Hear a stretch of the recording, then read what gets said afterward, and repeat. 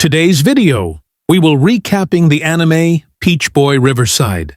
Our story begins with Mikoto, the wandering traveler who never settles in one place. He roams from one village to another, carrying on his shoulders a single, unwavering purpose: hunting down ghouls and exterminating them. As he continued his journey, he eventually reached the outskirts of a city known as Arslan, and no sooner had he taken his very first steps inside its walls than a girl suddenly dashed toward him, breathless and seized by sheer panic. The girl stopped before him abruptly, pleading in a voice wrapped in desperation and urgency. "Hide me from the hands of the guards chasing after me, and I shall reward you for this favor with the finest of gifts." This girl was none other than Saltarine, the princess of Arslan, well known for escaping from her guards every couple of days, driven by a wild desire to slip outside the city and wander the world in search of its wonders. Such boundless ambition, her constant escapes were nothing more than a desperate attempt to fulfill her dream of travel and freedom. It wasn't long before the guards arrived, searching for the runaway princess. They questioned Mikoto about her, but with sharp wit and calm composure, he hid Saltarine without revealing her whereabouts. The guards eventually left empty-handed, and once they were far enough, Saltarine emerged from her hiding spot with deep gratitude painted across her face. She thanked Mikoto for concealing her, and offered him a reward in the form of delicious food. She took him to a sweets shop and bought him a pie. What a stingy princess. After that, she gave him a tour of the city, and it was clear that the townsfolk adored Saltarine, and were fully accustomed to her constant attempts at escaping from the guards. To them, it was nothing unusual. After a while, they both returned to the palace, where Saltarine prepared dinner for Mikoto. She told him, "I've prepared dinner for you and brightened your mood. Now tell me a little about yourself and your adventures." For she longed to leave the town, finding it unbearably dull. Mikoto warned her that the world outside was dangerous and that she would get hurt. But Saltarine didn't believe him. Sadness welled up inside her, and she quietly said that it was getting late and she should sleep. Yet on the other side of the city, enormous hordes of ghouls had already gathered, preparing to invade and overrun the kingdom. The next morning, Mikoto and Saltarine were walking together when she confessed her urgent desire to accompany him on his travels. Mikoto replied with a stern warning, his tone leaving no room for negotiation. "This path is extremely difficult, and it may cost you your life." The instant Saltarine heard this firm caution, fear seeped into her heart, and she abandoned the thought that had been lingering in her mind. Meanwhile, one of the ghouls had made his way to the royal palace in secret, disguising himself as an ordinary citizen who wished to see the king for some trivial matter. Once he entered the throne room, he removed his hat, revealing massive horns that caused the king to recoil in terror. Trembling, the king asked, "Are you a ghoul?" The ghoul let out a horrifying, mocking laugh and answered with absolute confidence, "Exactly, and I am here to deliver a clear message.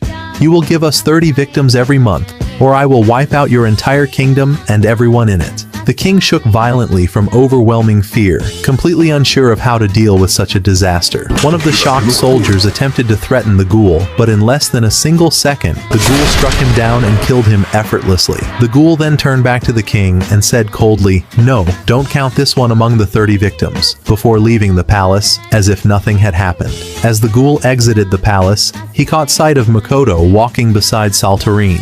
The ghoul's entire body trembled with fear, his expression twisting in absolute panic before he bolted away from the palace, eager to flee before Mikoto noticed him. But what was the secret behind such sudden terror? Mikoto caught a glimpse of the fleeing ghoul. The moment he turned his face toward him, his entire demeanor shifted. The gleam in his eyes vanished. His expression darkened with ominous intent, and his presence radiated an unsettling aura, as though he was about to unleash something catastrophic. Saltarine turned toward him to speak, only to find that he had already disappeared. Terrified and confused, Saltarine rushed toward the palace, drawn by the commotion and shouting echoing from within.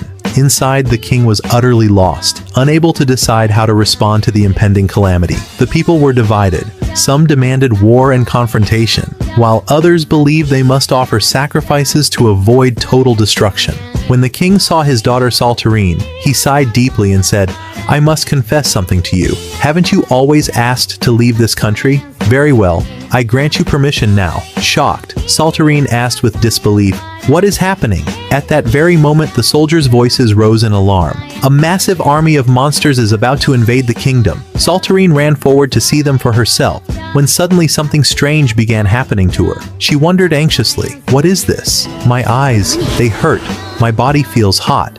I must go to the front and observe." At the same time, the ghoul who fled earlier had reached his allies. When the enormous, hulking ghoul saw his terrified face, he asked in confusion, "What happened to you? Why has your face gone pale like this?" The fleeing ghoul replied in fear, "Do you remember when I told you about that man who destroyed my homeland and annihilated all the ghouls there?" The giant ghoul answered, "Yes, I remember that well." The fleeing ghoul then shouted, "He's here. We must cancel the plan and escape immediately." But the giant ghoul looked ahead calmly and pointed, asking, "Do you mean that one over there?" The fleeing ghoul turned, and upon seeing Mikoto, fear consumed him once again. Mikoto stood firmly in place, fully resolved to exterminate them all. The enormous ghoul felt an odd surge of excitement and roared in challenge. "Then come to me!" At that moment, Saltarine arrived and cried out to Mikoto, begging him to run away. But Mikoto glanced at her and said coolly, "I'm sorry, but I'm busy right now." The giant ghoul lunged at Mikoto, but in the blink of an eye, Mikoto had already severed his arm. The ghoul crashed to the ground, bleeding heavily and unable to move. Then Mikoto calmly tied his hair back, and with his eyes shifting into a terrifying new color, he charged at the remaining ghouls. One by one, he slaughtered them with overwhelming power. Saltarine stood frozen in shock and horror, witnessing the monstrous strength that Mikoto possessed. After finishing the battle, Mikoto decapitated the giant ghoul and spoke to him mockingly as he drew his last breaths. "And you're the last one. What is this strength you boast about? Where did it even come from?" Once he wiped them all out, Mikoto turned to Saltarine and said, "It's over." His face returned to normal, and he flashed her a victory sign with his fingers. Saltarine thought to herself, "He's supposed to be a hero for saving the kingdom. But must a hero really be this terrifying?" Before she could finish her thoughts, a dog appeared, carrying Mikoto's belongings as if telling him, "Let's go." Mikoto wiped the blood off himself and walked away from the city without hesitation. Saltarine tried to chase after him to stop him, but she couldn't move past the overwhelming number of corpses blocking her path. A full month had passed since that incident, and Saltarine was still confined within the walls of the city, haunted by a single persistent thought. What would have happened if I had decided to go with him back then? This question awakened a powerful resolve within her. Gathering all her strength, she went to the king, her father, and declared with unwavering determination, "I have made my decision. I will abandon my position as princess, and I shall leave this land to travel across every corner of it." Without hesitation, she grabbed a lock of her hair and cut it before his eyes, a testimony to her firm resolve. She announced boldly, "I am leaving, without fail." Seeing her steadfastness and iron determination, the king realized that keeping her any longer had become impossible. He granted her permission to leave and bid her farewell. Saltarine then prepared her bags for the journey, and thus begins the young princess's new adventure, to discover the outside world and depart from everything she once knew.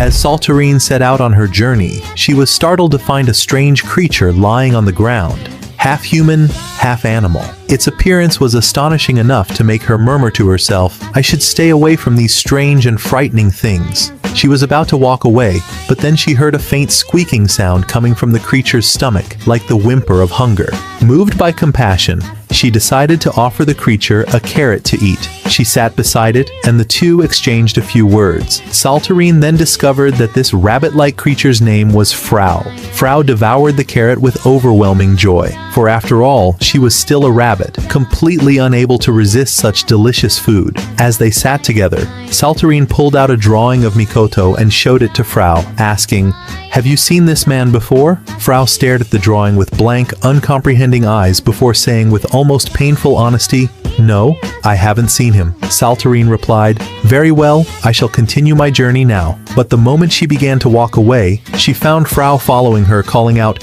"I will travel with you. That is the price of the carrot." Saltarine responded dismissively, "Don't bother, leave me alone." But Frau warned her, traveling alone is extremely dangerous. In the end, Saltarine accepted the logic behind her words, and the two of them decided to travel together. They eventually arrived at a village and entered it. The villagers welcomed Saltarine warmly, but they immediately drove Frau away because of her half-animal appearance and unusual form. Here, Saltarine's noble heart shone through. She refused to enter alone and instead left with Frau outside the village gates. And if you think they gave up, you're mistaken. They returned once again, but this time, Frau wore a wide cloak that completely concealed her long ears, hoping no one would recognize her. They carefully sneaked back into the village, trying their best to avoid being noticed. But after only a short walk, the village chief caught them.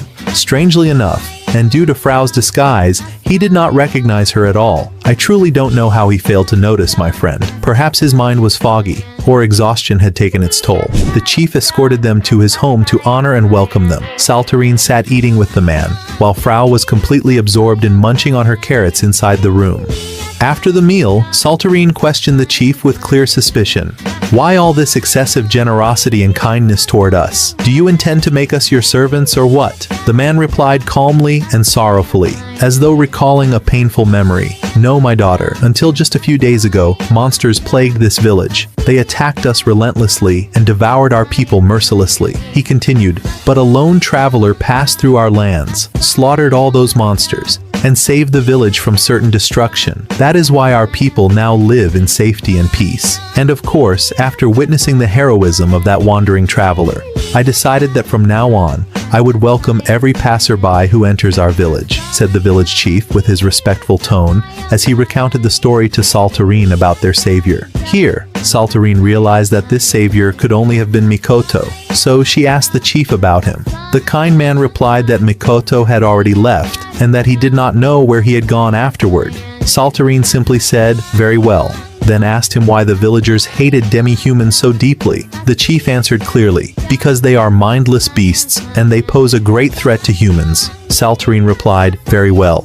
and left him to go to her room to sleep. But before she closed her eyes, her conscience began tormenting her. After all, she had deceived this generous man by sneaking Frau into his home without telling him her true identity. Yet in the end, she decided to postpone this guilt until later. Saltarine slept, and the next morning she awoke to the terrified screams of the villagers shouting, "A monster! A monster is attacking the village." She rushed toward the source of the cries, feeling something strange coursing through her body. She glanced at her hands and noticed her eyes shifting colors in a suspicious, unsettling way. She whispered to herself, "Something truly strange is happening to me." The monster cornered Saltarine, about to finish her off, until Frau intervened swiftly and smashed its skull. She then declared with proud sarcasm, "All that's left is the rooster to brag